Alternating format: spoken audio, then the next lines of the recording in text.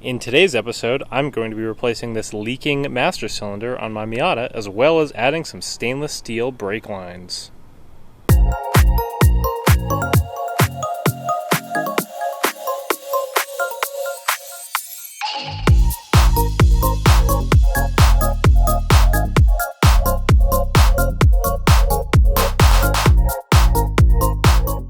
So here's everything I'm going to be using in today's video. To start off with, I purchased a new master cylinder off Rock Auto, as well as some brake fluid. And the master cylinder comes with this bench bleeding kit, which has a couple of fittings and rubber tubing so that you can bleed out the air bubbles first before installing it on the car permanently. I also picked up a set of Technofit stainless braided brake lines from goodwinracing.com, and they come with some new banjo bolts as well as copper crush washers, and that is everything that you're going to need to place them on the vehicle. I started by doing the stainless brake lines first because the master cylinder has probably been leaking for about the last 3 months, and so the only fluid that's really left in the system is whatever's in the lines currently. So I feel like that's an easier way to do it if you already have a leaky master cylinder. The front and rear brake lines are a little bit different because the rears have this 90-degree bend in them right here to follow what the stock rubber lines were like. So you want to make sure that you get the front lines on the front and the back lines on the back. I'm sure you could probably put one of the rear lines on the back on the front of the car, but if you were to come over here and look at the other rear line, it has this distribution block right there.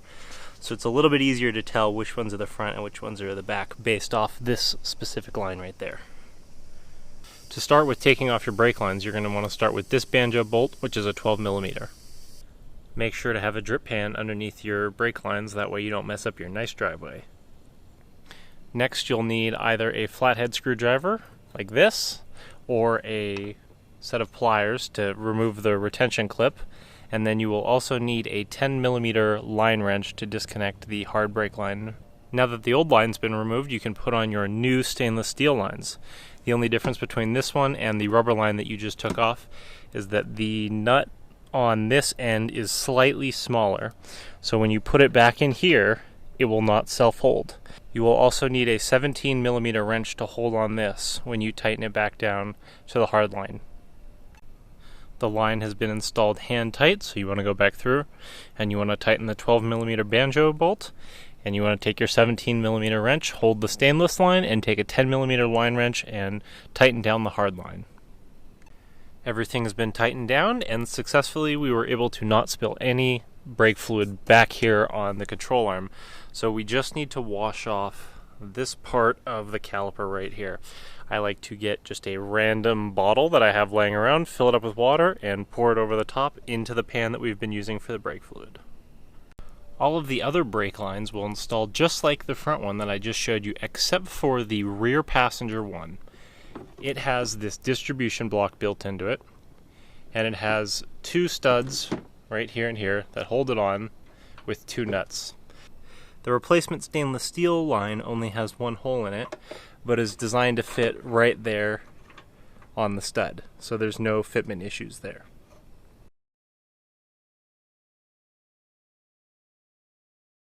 The copper washers that are provided with the kit have 2 different sides. This side is a slightly rounded on the edges side, and this side is completely flat. The way I like to install these is I like to put the curved side towards the fitting of the brake line. So if we were to take our banjo bolt here, we have our banjo bolt, then it's the flat side towards the banjo bolt, and then the curved side.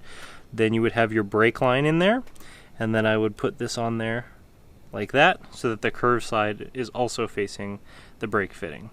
Now that we've finished installing all of the stainless brake lines, it's time to move on to putting this master cylinder where this junk one is. First thing to start with is to remove the air box just to get it out of the way.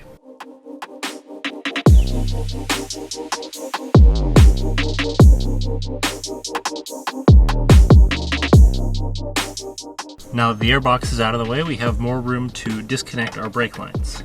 We're using a 10mm line wrench.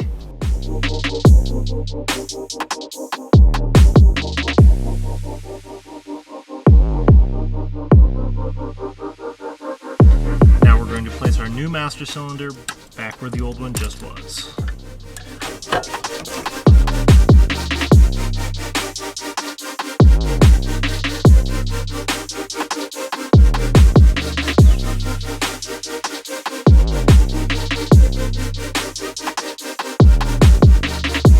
Now that we have the brake lines and the master cylinder installed, we need to bleed the system. So for that, I like to use this 5/16 OD 3/16 ID PVC tubing. I just got this at Home Depot. I'm sure you can pick it up at any hardware store. And this fits nice and tight over the bleeder screw, which makes it easy and makes it so that you will not be, you know, spilling brake fluid all over your driveway or getting it on everything else. And you also want to make sure that you have plenty of brake fluid, because after replacing the lines in the master cylinder, this system is pretty dry, so we're going to need a lot of it. So to bleed the system, we want to work from the furthest away wheel to the closest wheel. Now, logically, you'd be thinking that that would be the passenger rear, but that's actually not true, because as you can see, the lines come over here and they go all the way over here to the other side of the car, and then they go down and they run along the frame rail. So that actually means that we're going to be bleeding the driver rear wheel first and then the passenger rear wheel. The correct way to bleed the system on this is to start in the driver rear wheel and then work counterclockwise around the vehicle till you're at the driver front. Alright, up, down,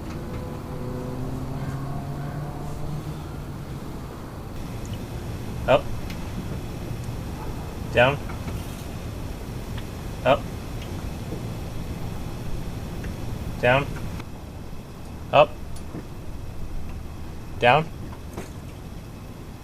up, down, up, down, up, down. The bleeder screws on the Miata are an 8mm, so I just have a normal box end 8mm wrench here to open and close them while they're being bled. After finishing your brake line installation, you want to put your wheels and tires back on your car and then go for about a 100-mile drive. At least that's what the instructions say. I just left them on for a day because I knew I was going to be driving about 150 to 200 miles that day.